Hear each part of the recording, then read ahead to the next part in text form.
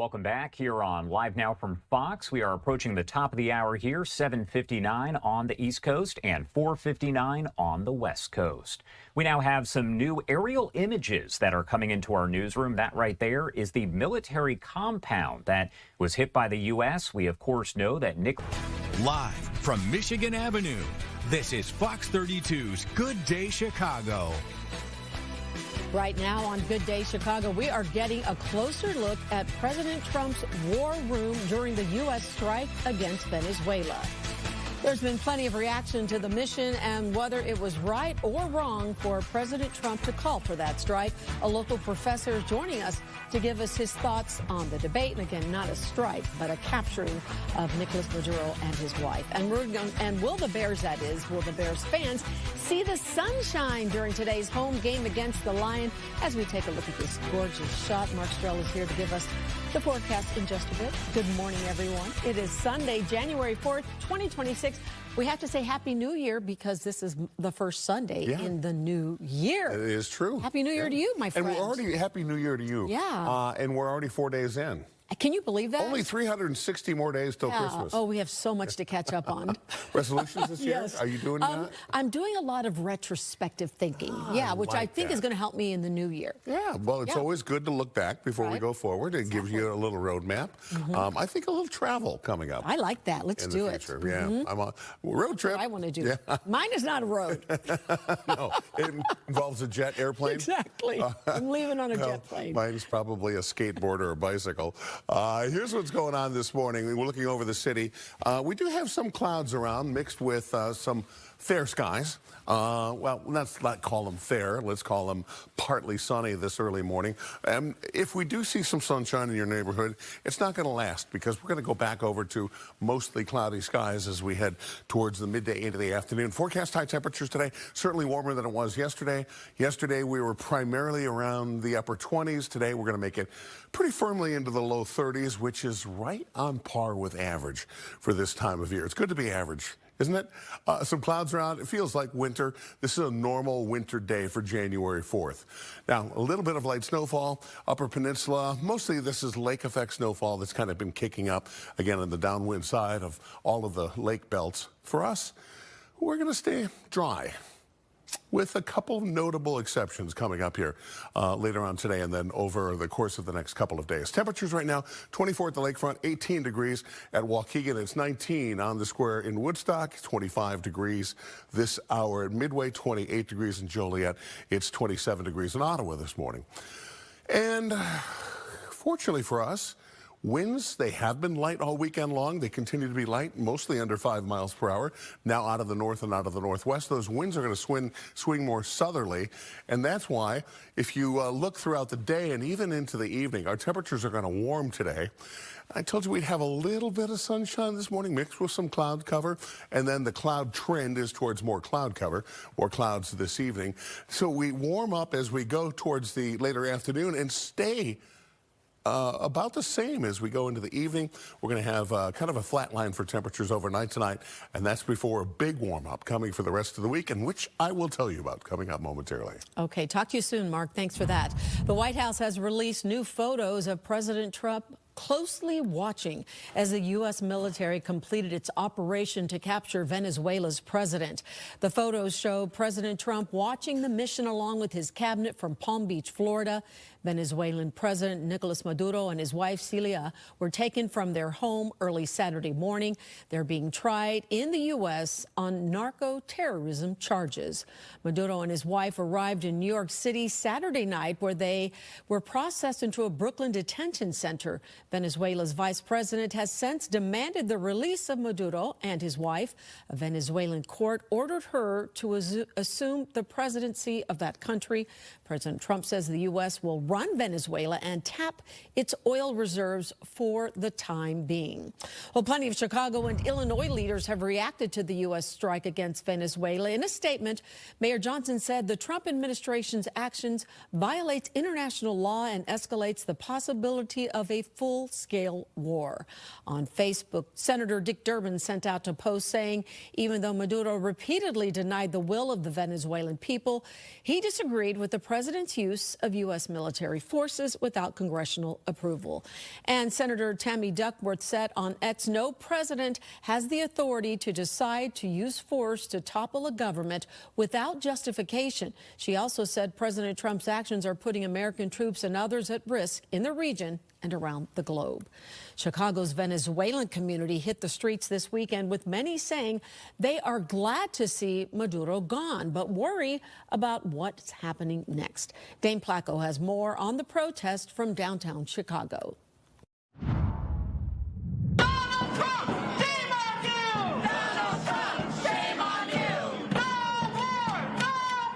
Several hundred people filling Federal Plaza on a chilly Saturday evening for a snap protest called only hours earlier. We see the wannabe dictator in open violation of international law and U.S. law, invading a sovereign country, kidnap their president, kidnap their first lady, and call this just. This is a criminal act and must be denounced. The protesters held signs questioning the Trump administration's justification for the military action, saying it had more to do with oil than illegal drugs. We all know the real reason behind these attacks, and it's U.S. access to oil. That's right. This warmongering and resource greed is a symptom of imperialism. 70% of people in the U.S. do not want this war. This statistic has been in the news for weeks. Yet our government sends bombs to Venezuela. But the reaction in Chicago's large Venezuelan community is more nuanced. We have been waiting for this moment for a long time. Luciano Pedota is president of the Illinois-Venezuelan Alliance. He says most Venezuelans are happy to see Maduro gone, but worry about the country's transition, especially after President Trump signaled that Maduro's vice president will remain in power. These are people who belong to the Chavismo, or the Castro Chavismo, I should say. And so we are not very fond of them in Venezuela. Venezuelan people don't really like. We want to see it over. We really want to see a transition of power. Pedota says he's been in contact with friends and family in Venezuela, where most people are laying low, fearing the potential of political violence. The order is to stay home, not to go out, not to protest, because we don't, I mean, there could be kind of like a civil war, or at the very least, there will be focus locations where there's going to be conflict. The question again remains, what happens next? So joining us to help break this down for us is Professor William Muck with North Central College. Professor, always good to see you. Thank you for joining us. We have a lot to unpack here. Americans in the world waking up yesterday morning to that surprise news. The president said that the U.S. will run the country for now in Venezuela. Can the U.S. legally run Venezuela? I think we're pretty far outside of like normal international law here, right? So international law is very clear that you're not allowed to do this. You're not allowed to violate the sovereign borders of another state. But the Trump administration is operating by a different set of rules, right? They're arguing that you're hearing them talk a lot about the Monroe Doctrine, even like a Trump corollary to the Monroe Doctrine, where they're saying we are going to use American power to shape this hemisphere in our interest. So the Trump administration is less concerned about conventional international law. Now, again, the rules are pretty clear here. This is not consistent with international law. But again, what we're seeing is a very different administration that is arguing it's less concerned about the parameters of international law. Okay, so what are the ramifications going to be both locally, a lot of Congress people against this move saying he should not have done this without approval. But what about the world internationally, such as China and other countries who are looking at this saying, you know, this is the U.S. trying to control an area that has a huge oil reserve. What kind of implications could come from that?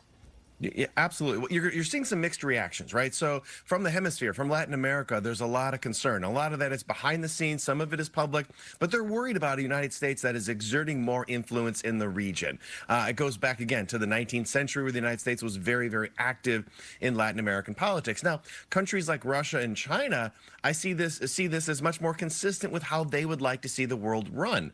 You're not hearing a lot out from them, but Vladimir Putin of Russia and Xi Jinping of China like the idea of being able to use power to shape their regional influence. So I think we're likely to see much less criticism out of Russia and China, because this is sort of consistent with how they would like things to run. They're also rather indifferent to international law. So I think in general the world community is pretty concerned by this new precedent, but there are a handful of powerful states that see this might be in their interest. Okay, so let's talk about what's happening right now. The president has said that the current vice president of Venezuela can stay where she is as long as she does what they say. What do you expect is going to happen now when it comes to ruling Venezuela? I mean, how much of an impact can the U.S. have there? Is there a possibility that we may have to see some military action, such as boots on the ground, which the president has said he is not afraid to do? This is the really, really important question. What comes next in Venezuela? Because yesterday, the president's words were very, very aggressive. He was saying, we are running Venezuela. We are in control of that country.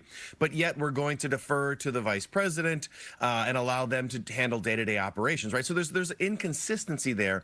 And it's unclear from the administration what that's going to look like. Are we just going to be sending desires to them, or is there going to be a more forceful military presence? If we look back through history, so I think we need to go back to 1989 in Panama, when the United States removed Manuel Noriega for the only really comparable historical example. And we had thousands of troops on the ground there. So that's the real question. Can the Trump administration do this without putting boots on the ground? The president said he was okay with that, but nevertheless, there doesn't sound like there's a real plan to do that. So this is the really important question, because we have no idea how this is going to be implemented. Okay, so let's talk about what's next for Maduro and his wife. They're expected to appear in court as early as tomorrow. What are the next steps we foresee for them? Well, so this will begin the more traditional legal process in the United States, and Maduro and his wife will have the same legal protections that anybody else that would be in the U.S. court system. And I'm guessing they are going to argue that their extradition was illegal, that they were not brought to the United States through normal legal channels. We'll see that play out in court. And then we will see a real traditional legal process where the government has to bring evidence and show that these individuals committed a crime. Now, nobody should feel bad for Maduro. He is a bad guy who's done terrible things to the Venezuelan population, but nevertheless, you have to prove these things in court. So there is going to be a really fascinating chain of events moving forward on the legal side of things, where the U.S. government tries to make this case, and Maduro and his wife will have the ability to try to argue against that in court. So this is really, Sylvia, this is just the beginning of what is going to be a lot of really interesting politics. So it's been interesting to see the administration release video of the perpetrator walk that we call in the news, where you see Maduro, he's in handcuffs and he's walking. You know, for a lot of Venezuelan people, this is interesting because the president's being criticized by some people, and a lot of Venezuelans are saying, we are so happy that this has finally happened. How are the optics of this actually going to help the president and his administration in this move? Well, everything comes back to domestic politics, right? And the Trump administration is using this, as all administrations do, for their own benefit, as if they look tough, right? You want to show that you're decisive, that you've won this again, really, really impressive military operation. So they're going to use those photos to make them look tough and decisive. But the reality is that people are going to have mixed feelings on all of this, right? Maduro is a bad guy, but nevertheless, seeing him in handcuffs also brings up a variety of different reactions to that, both in the United States and around the world. So again, this is a really interesting case where people are going to have different reactions to all of it, and it really is going to be something fascinating watching as it plays forward, because again, as I suggested, we're really at only the beginning of this, both in terms of U.S. foreign policy, but also the legal process itself. Yeah. Professor William Muck, thank you so much from North Central College. I have a feeling we'll be seeing a lot of each other in the coming weeks. Appreciate your time on a Sunday morning. Thanks for having me. Okay, you take care. Coming up, attention all criminals. If you commit a crime, don't try to escape in a golf cart. The suspect that tried to do just that, it's all caught on camera. This is my gorgeous Spencer.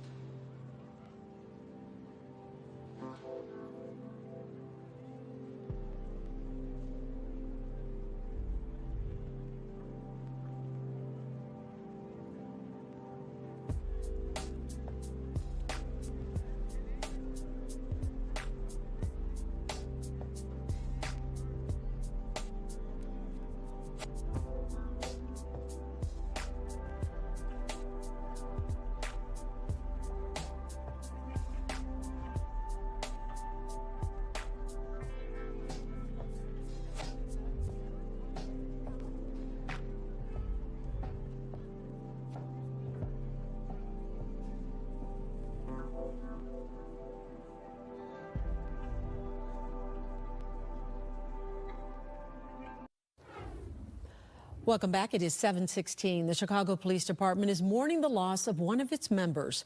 Deputy Chief William Betancourt passed away following what the department calls a medical emergency. CPD says he was off duty at the time. Betancourt served in the department for nearly 30 years. He started with CPS in 1996. A tribute was held for him this weekend. Video captured a large procession of CPD vehicles as his body was taken to the Cook County Medical Examiner's office. CPD said in a statement, Betancourt embodied what it meant to be a public servant and a great leader. He will be deeply missed at the department.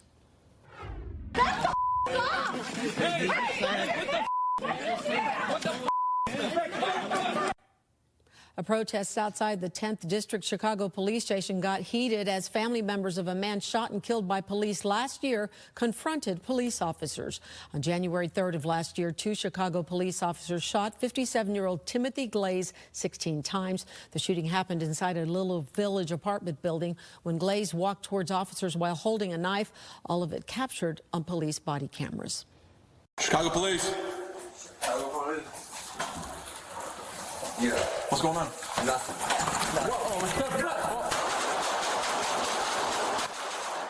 The family is angry that the 2 officers who shot Glaze have returned to duty. They believe the officers used excessive force, but policing experts say officers are trained to use lethal force when a suspect is coming at them with a knife. The Civilian Office of Police Accountability has not completed its investigation. Monday morning is going to feel different for thousands of Chicago commuters. A century-old CTA station right in the heart of the Loop will close for the next 3 years. Roseanne has the latest. This elevated station is 130 years old and showing her age. It's one of the busiest and oldest CTA stations in the city, and plenty of CTA riders would tell you it's time for a makeover. Starting Monday, it shuts down completely. Loop trains will still be operating, but riders need to use the Washington, Wabash, and Clark and Lake stations, which are fully accessible. The Lake Red Line subway station remains open so that you can transfer. As for nearby streets, intermittent closures started in December. Those will continue. Starting Monday, Lake Street will be local traffic only between Dearborn and Wabash. Bus stops will stay open on State Street, but pedestrians do need to look out for those detour signs throughout construction. And of course, be careful with all the heavy equipment around. Upgrades, though, include making the station more accessible, safer, and a better experience. So you can look for new elevators, a glass canopy for weather protection, better lighting, and wider platforms when the project is finished. When is that? Well, it won't be till 2029. How are you feeling? Honestly, I have to walk like one more block, which is kind of annoying. But yeah, I wouldn't say nervous, but it is kind of annoying that I have to walk one more block. I'm looking forward for a newer station. Yeah, and I think it will be good for the transportation, and it will be more cleaner and more modern and convenient for us when it gets done. And I will be delighted to see if it's, the construction is done ahead of the schedule. Right. Yeah. Fingers crossed. Yeah, fingers crossed, and Happy New Year. They are trying to make it a little easier for all of you commuters in the morning by doing the bulk of the demolition between 9 p.m. and 5 a.m. Again, big changes here at State and Lake at the CTA station starting Monday. In the Loop, Roseanne Tejas, Fox Chicago. Warren Buffett is officially calling it quits from his company. He has been the principal leader of Berkshire Hathaway Holding Company for 60 years, and he became one of the world's richest men. He's now handing over the reins of his company to Greg Abel, who started at that company about 26 years ago. Even though Buffett is wealthy, he still lives in the same house he bought in 1958, located in Omaha, Nebraska. At the time he bought it for only $31,500. Wow. Lessons learned there from Warren Buffett, huh? Still driving the same Buick, too, Right? I think, right? Yeah, it's probably like, he's had it redone, new engine put in, the same car. Hey, what's happening out there? It looks a little overcast. Yeah. You see some sunshine today? Well, we were hoping for a little sunshine in the early part of the day. So far, that hasn't materialized in a lot of places, but certainly not downtown. But if we do have a chance of seeing some sunshine, it'll be early today. And we're going to go back over to mostly cloudy skies as we head towards the afternoon, if you aren't already there. Now, temperatures today up to 32 degrees. And that's normal for this time of year. This is AB normal as we go through the next several days. Look at these temperatures up into the 40s. In fact, the further we go along during the week, the warmer it gets. Mid-40s by Tuesday, upper 40s by Thursday and Friday. I'm betting you we're going to have some 50-degree readings around our neighborhood. And even as we go through the next weekend, temperatures really not forecast to fall off all that much. So we're still looking at pretty temperate conditions, even during the 10-day forecast. And coming up, I'll show you the 6 to 10-day temperature outlook, and it's like painted red all over the place. Well, here's what's going on today. Not a whole lot. The exception being this little guy here bringing some snow across Wisconsin. We had thought that maybe Lake and McHenry County might get clipped by that, but our latest forecast model runs showing that most of this staying just to the north of the Wisconsin state line area. And even then, we were talking about this the last couple of days, you know, a 10 to 15 to 20% chance of that happening. So that looks like the odds have fallen off even more, which, you know what, we could do without a wintry mix today. Other than that, some cloud cover around tomorrow as well. And then we're pretty quiet until we have another shot of some precip later in the week and some rainfall towards the end of the week. I'll tell you more about that in a moment. All right. Thanks for that, Mark. Well, are you looking to give back after the holidays? There is one service where you can enjoy having a puppy in your home for 1 year. Nate Foy explains. Do you have room in your heart or home for a little one just like this? The Seeing Eye, a nonprofit and the oldest guide dog school in the world, is looking for puppy raisers to prep pups before they start their life of service. Being a puppy raiser is a life-changing experience. Lauren Christie has raised 9 puppies since 2012. Like her, dog lovers in parts of New Jersey, New York, Maryland, Pennsylvania, and Delaware can volunteer to raise a dog for the first year of their lives. The puppy is delivered to you at between 7 and 8 weeks old. The organization breeds and trains 500 puppies a year, and each one needs a basic foundation to set them up for a life of service, which is where the volunteers come in. You assume the responsibility of raising this dog and exposing them to a whole host of different experiences, taking them to stores, taking them on outings, taking them to puppy club, so that you can be supported with their basic obedience and their house manners. To help with that, once you become a puppy raiser, you automatically become part of the local puppy club. Make sure that you have a community of other volunteers that you can have shared experience with. And that's a big part of the success and fun of being a volunteer puppy raiser, is the other people that you meet that are like-minded. They love dogs, but they're doing it as an act of service. And anyone can do it, as long as you're willing to raise the dog until they're roughly 14 to 16 months, even if you have kids or other pets in your home. The Seeing Eye covers all the costs of the food and the veterinary care for the puppies that are Seeing Eye pups. So really what the volunteer is donating is their time, their effort, their love for that dog. But the catch is, you have to give the dog back when it's time for them to start their formal 4-month service training, something puppy raisers say is difficult, but at the same time, rewarding. It's very similar to sending your kid off to college, right? You're going to miss them, and life's not going to be the same, but you're very proud of them, and you know that they're going to go on to do bigger and better things and make a difference in the world. The dogs ultimately get paired with a blind person in the U.S., Canada, or Puerto Rico, but if a dog doesn't make the grade as a service animal, the puppy raiser gets the first opportunity to adopt the pup they raised. In New York, Nate Foy, Fox News. That's pretty cool, though. If I had a puppy, I don't know if I could give it up right after a year. Okay, a suspect in Georgia tries to get away in a golf cart.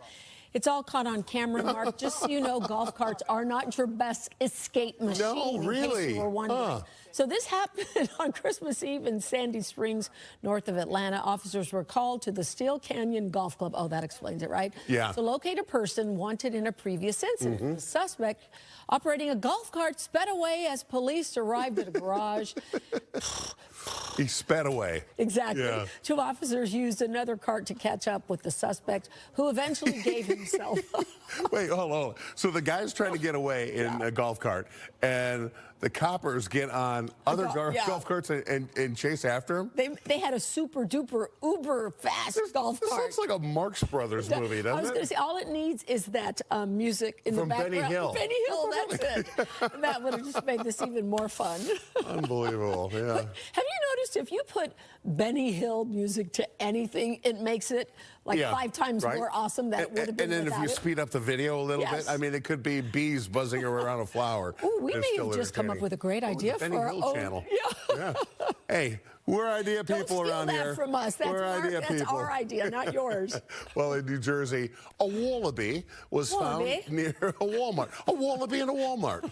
The wallaby, named Rex, is about 3 years old. I'm not sure why that's relevant to the story. Do we really care how old the wallaby is? You know how young and naive 3-year-old wallabies can be. Certainly. Well, he escaped from an animal farm in Williamstown in South Jersey. He was later spotted in a retention pond near the Walmart. That's where a wallaby would be. That's where I would look for a wallaby. The wallaby was captured and returned to his home at Lots of Love Animal Farm. Aww. The farm's owner says he bought Rex inside a barn because of the cold temperatures. Because, you know, wallabies aren't from New Jersey.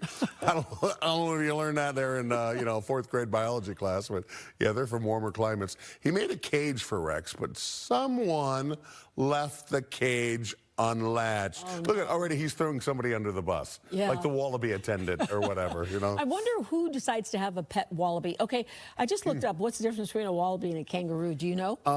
You know, I do not know. I think you know, one seems like it's a little smaller. Thank you. That's exactly what it is. Kangaroos are significantly smaller, so that's so the wallabies are larger. Yes. Really? Yeah. Well, a wallaby is a small or middle-sized macropod native to Australia. In case you didn't know. Yeah, okay. So, anyway. Now, here's what I wonder. Like, if you had a wallaby and a kangaroo, would they hang out together? I mean, are they friendly? You know, I mean, are they in the same neighborhood? I don't think so, because I think they might start boxing with each other. Have you seen, like, kangaroos? I mean, they could knock you out. Yeah, I mean, I've seen videos of that. You have to be crazy. So kangaroos knock you out. Yeah. And llamas will spit on you, certain types, right? Yeah. So this is why I like dogs and kittens. You know, those are my idea of pets. They hardly ever knock you out or spit on you. It does not happen, exactly. Okay, more body camera video to share with you. This one shows a Washington State police officer helping out a shoplifter. Oh, isn't that nice? Yes. Police in the city of Redmond responded because they were sent to Walmart, again, Walmart on Saturday, for shoplifting in progress. An officer took a man into custody outside the store, but here's the beautiful thing, because everything changes. The man had stolen clothing and had an outstanding warrant for theft, but the officers realized that the man would eventually be back in the Colts. You know what they did? They just bought him a coat and pants. Oh, they bought him pants. It's nice that he was that? wearing pants. Yeah, I love that they did that for him. Police made it clear that the man's case would still be processed in court, but they wanted to address his immediate needs. That's nice. That is a pretty nice cool. holiday story here as we start the new year. That's nice because they help somebody. Can I just ask you something? Yes, ma'am. Are you done with the holidays? Because I certainly am. I'm happy to be looking forward at this point, right? Yeah, I'm exhausted, and I don't even do that much. I'm looking forward to Arbor Day. Arbor Day is one of your favorites. It's one of my favorite holidays, Yeah, Arbor Day. Yeah, I'm trying to think. My favorite holiday, probably 4th of July. Is it really? Yeah. It's just fun, happiness, fireworks, food, family. Well, I like Christmas and Easter, but Arbor Day is a close number 3. Yeah. This man, you are definitely a tree hugger, so that makes total sense. I've never really hugged a tree, but you have an opportunity. Oh, okay, I might do that later today. But first, we're going to take a break, and we'll be right back. Is there a tree for you to find in the city to hug?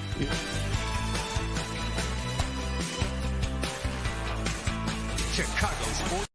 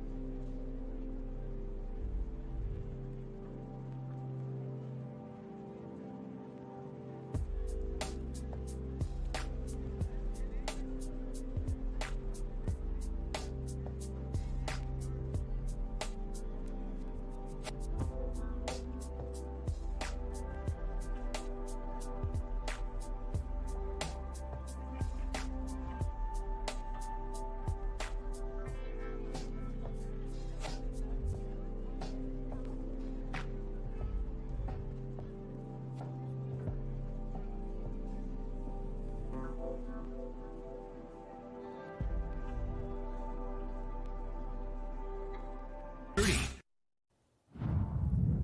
We continue to follow our top story for you today. The White House has released new photos of President Trump watching closely as the U.S. military completed its operation to capture Venezuela's president. The photos show President Trump watching the mission along with his cabinet from Palm Beach, Florida. Venezuelan President Nicolas Maduro and his wife Celia were taken from their home early Saturday morning. They are being tried in the U.S. on narco-terrorism charges. Maduro and his wife arrived in New York City on Saturday night, where they were processed into a Brooklyn detention facility. Venezuela's vice president has since demanded the release of them. A Venezuelan court ordered her to assume the presidency of that country. President Trump says the U.S. will run Venezuela and tap its oil reserves for the time being. Plenty of Illinois leaders have responded to President Trump's actions. Governor Pritzker said in a statement, Trump's actions are putting our troops in harm's way with no long-term strategy. He believes Americans deserve a president focused on making their lives more affordable. Congressman Sean Casten issued his own statement where he condemned President Trump's actions. Even though he believes Maduro, he says, is an illegitimate leader, the president cannot send U.S. forces into another country and seize its leader without permission from Congress. And Congressman Raja Krishnamurthy releasing a statement saying President Trump is abusing presidential power and undermining the Constitution. In other news today, it is Orange Sunday, and the Bears are set to wrap up the regular season with the game against the Lions. The last time the two teams played, the Lions handed the Bears a 52-21 loss in Detroit, just 3 points shy of a Lions franchise record and 3 shy of the most points ever allowed by the Bears. Now, since that time, the Bears have gone on to win an 11-3 season. While they seemed like the same old Bears at the time, Ben Johnson had other ideas. The message after that game was how much we as a coaching staff believed in the guys in that room. We knew it was a talented bunch, and it doesn't take a whole lot to get a few things corrected and turn this ship the other way. And so that's what they did. I do think it's a great lesson to be learned. You know, you don't jump to conclusions too early. You just keep putting your head down and going back to work and keep chopping away, and hopefully the results come. Make sure you tune in today at 9:30 for Bears Game Day Live. Lou and Anthony Herron will have all of the Bears headlines you'll need to know before the big game. And then, of course, after the game, head on over to our digital and social platforms for After the Whistle. Tina Wynn, former Bears QB Jim Miller, and ESPN Radio's Pat the Designer will break down the game from every angle. The time right now for our mega poll question. If the Bears win, they're going to get the 2 seed and host the Packers. Now, if they lose and the Eagles win, Bears drop to the number 3 seed and will host either the 49ers or Rams. So we want to know, which team do you want the Bears to face in the wild card round? Just scan the QR code you see on your screen there to vote, or head over to our website, fox32chicago.com. You can also use the Fox local app. We're going to have more on this during Orange Sunday coming up at 9 o'clock. Okay, Mark, who do you want him to play? I think it's pretty obvious, right? I'm good with basically 2 of the 3 choices. Yes. 49ers or Packers. Really all 3 choices. It doesn't matter. You know, they have to win, you know, in the first round of the playoffs. Otherwise, it's obviously go home. But, you know, this is really going to be the true test. It is a true test. I heard somebody, a sports expert, saying over the weekend, and it wasn't Sweet Lou, that the Bears are going to the Super Bowl. Would you go that far? No. Okay. Over. No. I mean, you know, this team has been great. They have been on the run. Call them a Super Bowl team. You know, now if that happens, cool. Wouldn't that? I mean, that would be the greatest sports movie of all time. It would be awesome. There you go. Yeah, we'd be erecting statues to Ben Johnson. I think so. Yeah. Right? Yes. Yeah, he's a force in and of himself. Love that guy. All right, you may not love the weather today because we do have some cloud cover around Chicago. We're going to continue to see clouds throughout, especially the afternoon and the evening. Right now, you know, we'd hope for a little bit of sunshine this morning. You know, at least a few breaks in the clouds. Not seeing that certainly downtown. Most locations reporting some cloud cover. Your satellite and radar showing a little bit of clearing right offshore, a little bit thicker clouds out to the west. So far, we're not really seeing much in terms of any sunshine. If we have a shot, it'll be the early part of the day, early half of the day. Temperatures right now, 26 in Rensselaer, it's 27 degrees. At Gary, it's 25 degrees. At Kankakee, 26 degrees. Now in Utica, 23 degrees. In DeKalb this hour, 24 in Sycamore, and Woodstock, you're at 17. It is 18 degrees right now in Crystal Lake. Well, your next 48 hours look like this.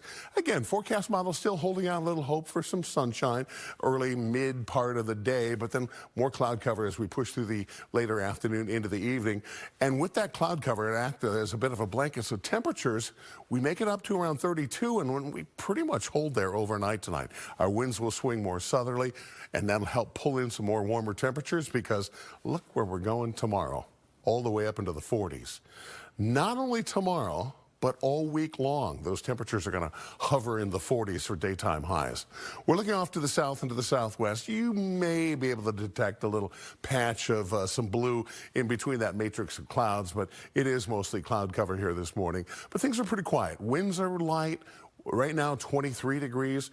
We do have a north wind at 7 miles per hour officially at O'Hare. Makes the wind chill feel more like 15 degrees, but most locations, the winds are 5 to 6 miles per hour or less. So pretty quiet conditions today with daytime highs about normal. All right, thanks for that, Mark. Taking a look at today's sports schedule for you, we have the Bears, of course, hosting the Lions at 3:25. And guess what? You can catch that game right here on your home of the Bears. Coming up at noon, it's the Dallas Cowboys taking on the New York Giants, and the Blackhawks host the Las Vegas Golden Knights this evening. That puck drops at 6 p.m. And we are taking a look back at the year in food in 2025. What were the trends and why? In our latest Tasting Chicago's episode, I sit down with Axios reporter Monica Eng, who also covers Chicago's food scene. Okay, so Monica, you know, you and I are both big foodies, and I noticed there were certain trends in 2025, and I want to share with you mine, and then I want you to tell me yours. Sure. Some of the trends I saw: steakhouses galore opening up in Chicago, which, you know, Chicago is a meat and potatoes town, but it seemed that we had an unusually high number of steakhouses. So steakhouses were part of the trends I saw. I saw a ton of omakase opening up, and I also saw something that's been around forever, but that is just blown up, and that's tavern-style pizza. Everybody seems to be doing tavern-style now with that super thin crust. Would you agree? I would totally agree. I mean, I noticed you got Pizza Amici, you got Dicey's, you got WG that moved and brought a location from the northern suburbs here. I think it's called Washington Gardens. You've got Giordano's did its first tavern. Pizza Hut did its first tavern, and now George Mumbaris in Edgewater, who's really known for his great deep dish, now he's doing a tavern style as well. So it's catching on across the country. It really is, and I love it. It's what we all grew up eating, you know, union meetings and bowling parties and birthday parties. Now other people are getting into it. Well, explain how the whole concept of tavern style came about, because there's a fun story behind that. There is. I talked to Rose Baracco, who's the granddaughter of Vito and Nick's, and she said that when her dad was coming home from the war, he called his mom, and in World War II, and he said, hey, you know, there's a lot of pizza here in Italy. I'd like to do something when I get home. And so she started working on a crust. And Rose said it was very different from the crust that her grandma had made before, which was more like grandma-style pizza or sort of Sicilian. Mm-hmm. It was much thinner, and because they had taverns. And there were a lot of actually gas onion salesmen who were going tavern to tavern saying, hey, you should really get a gas oven, this new thing called gas ovens. And because we can really up your profits. How can we up your profits? By having you serve this thing that's really not many ingredients at all. It's very thin, a little bit of cheese, a little bit of sauce. This salty thing, you serve that in your bar, and guess what? People are going to be very thirsty, and you will sell more beer. And you don't need a plate for this. You can just eat it on a little cocktail napkin because it's served in these small squares that are easy to pick up. And tavern-style pizza was born. The funny thing is, Rose Baracco said, tavern style. Nobody ever called it that when I was growing up. We called it pizza. And to this day, they're still open after all these years, selling what some say is the best tavern-style pizza in Chicago. Coming up, to wash or not to wash your new clothes, that is the question, the debate that's trending and being fueled by none other than Martha Stewart herself. Fox.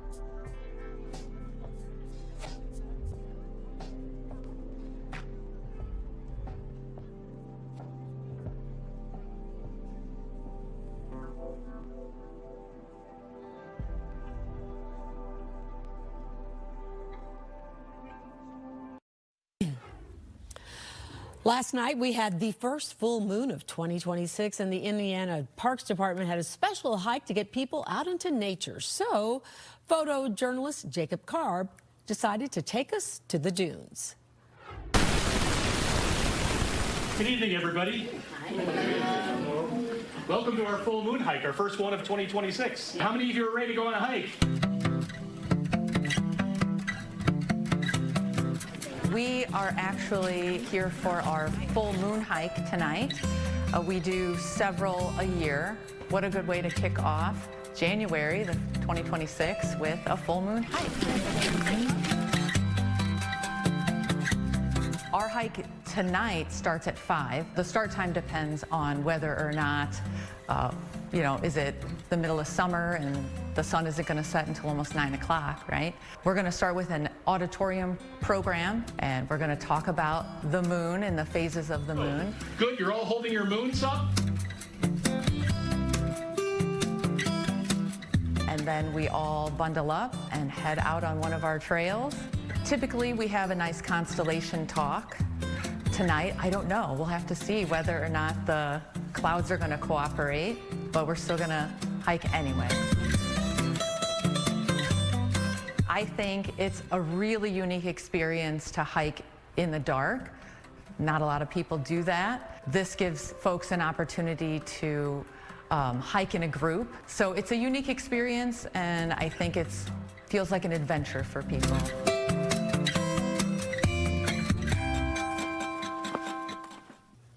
Well, we were just talking, Mark and I, a couple of days ago. I was sitting in my apartment. I have a window, you could see the city, and the moon was huge. It wasn't quite full, because last night was when it was full, right? Probably looked pretty full, though, even though yes, it looked full. That was 2 nights ago. I didn't see anything last night because of cloud cover. Yeah. supermoon, so the moon was a little bit closer to Earth and pretty bright. Yeah, It's beautiful. Beautiful. It was so pretty, so bright that, you know, it caught my attention. It was almost lighting up my apartment. Yeah. It was pretty cool. Isn't that I cool? love that. I love that. Absolutely. That is the coolest thing. Right? A little moonlight coming through the... And it just makes you think about life. You know, when you see things like that, you're like, whoa, hold on here. That is something to really enjoy. I like it. The ebb and flow of nature visible here in the city. So cool. So cool. Well, Barnes & Noble says it's opening 60 new stores across the country. I know. I love this too. Because I love a good bookstore. A bookstore is pretty cool, right? And even if you're not a big reader, it's still fun to go to. Go in there and hang out, especially if there's a little coffee shop. A little coffee. I love a good Barnes & Noble, but I do love the mom and pops even. Yeah, yeah, absolutely. The announcement comes after the chain's expansion this year when it opened dozens of stores. Love that. While feeling optimistic about people wanting a place to search for books rather than online. In a statement to USA Today, the company said strong sales at existing locations help foster the move to open more locations. They will pop up in California, Texas, Florida, and other states sometime this year. So I think people are pushing back and they want to go back to the old school ways, having that hard copy in your hands. I have a Kindle, but I also, it's so funny, when I get a book, I almost always get a hard copy book, even though I have my Kindle and I know I can load it. Do you use your Kindle quite a bit? You know, I use, to be honest with you, I mostly use my Kindle when I'm on vacation because it spares me from having to carry heavy books. Well, and that makes sense. Yeah. No, there's nothing better than a book. And you know what I do? I mean, obviously not the fiction books, but I always like put notes in the margin and circle stuff and, you know, kind of make. And it's funny because, you know, I don't even know who I'm making notes for. Myself, like next time I read the book. It's nice to go back and see those lines. It's interesting too because, you know, that's what's supposedly so great about these small little Kindles and stuff is that you can do that digitally. And you can mark it, you can highlight it, but something about that book that I love having a book in your hand. So I wonder, and I feel like a lot of the Gen Zers are enjoying books more too. So it looks like we're going back to where we started. You know, I have a lot of hope for the future based on Gen Z, right? They keep bringing back all the stuff that's old is new again. Way to go, Gen Z. And like the whole vinyl thing, although was that the millennials or... I'm behind you. Yes, we are. I've got your back. Considering you have some Gen Zers in your home, that's a good thing, right? Right. Okay, if you have new clothes for the holidays, I'm posing this question to you, Mark Strett, and to me and to the rest of the world. Should you wash these new clothes before you wear them? That's the trending question of the day that has some people divided. Martha Stewart posted online that while it isn't essential, as it once may have been, experts still recommend washing new clothes before wearing them to help get rid of chemicals and germs from the factory. Others call it a waste of time. I say it depends on what we're talking about. How about you? Yeah, now, here's something kind of funny. Like, in the story, it said, like it once was. Yeah. Was it important a while ago? So I think what they're trying to say, is that the way the clothes are made these days, that they're not allowed to use some of these toxic chemicals that they were able to use in the past. Right. So maybe washing your clothes before you wear them are not as important. Now, what I do believe in is washing my clothes after I wear them. That's just a little something I want to share with you. Thank you. Yes. Thank you, by the way. I knew that would make you happy. As I sit next to you. Yeah, because some people, I don't know, they forget sometimes. Yeah, sometimes they forget to wash them. But do you wash before? Anything? Maybe a T-shirt or no? I don't know if I ever have. Now, not to say I wouldn't. Like if it came in from a store and it, you know, was weird or funky or, you know, I mean, definitely I would wash it. But then on the other hand, I might not buy it if it's weird or funky. True. So. But the only time I've ever washed, like I'll wash T-shirts if I get one and they're too big, I wash them in hopes that they'll shrink so that it'll fit. But then once you wash them after, they never look as good as they did the first time. See, right? that's one of the things in the back of my head why I don't do that. It's a problem. We're sitting here talking about this. Welcome back. This is Laundry Talk here on Sunday morning. Sylvia and I will talk about soap suds next. Well, as Americans look ahead to 2026, a new report shows travelers are seeking simpler, more flexible ways to get away. Places like national parks remain common destinations. But new data shows a trend away from some of the most popular tourist spots. Instead, people are opting to revisiting some of their favorite campgrounds instead. Travelers are going to more secluded spaces for vacations that can feel more personal. Camping, what a concept. Yeah. I know you're a camper. Maybe I can be. Yeah. Yeah? Yeah. Maybe I should give camping another try. Nah, never mind. I just had a silly thought for a minute there. You would be more of a glamper than a camper. Yeah, I was a Girl Scout, and I used to camp. Were you really? Yes. So you have experience I was camping. a Girl Scout. I have experience. In fact, I sold so many cookies one year, I got to go to camp for free. Wow. Because nobody could say no to me. What was the name of the camp? The Camp Ikowa. See, you pronounced that correctly. That's a good Girl Scout name, too, right? No, I have great memories of Girl Scouts. I love it. In fact, I tried to get my girls involved in Girl Scouts, and they didn't get into it as much as I. Isn't it funny when you try to get your kids to do something you were so passionate about?